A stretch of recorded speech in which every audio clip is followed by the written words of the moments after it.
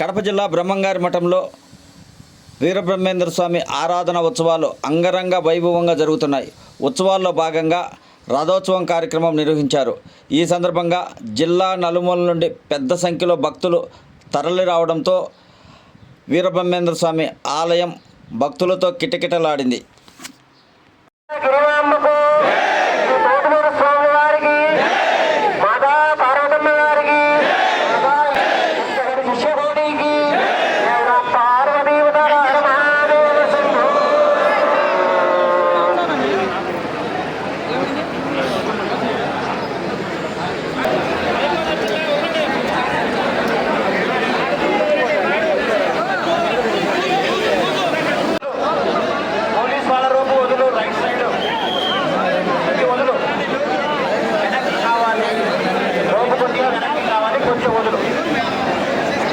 Right side rope కొద్దిగా వదులు.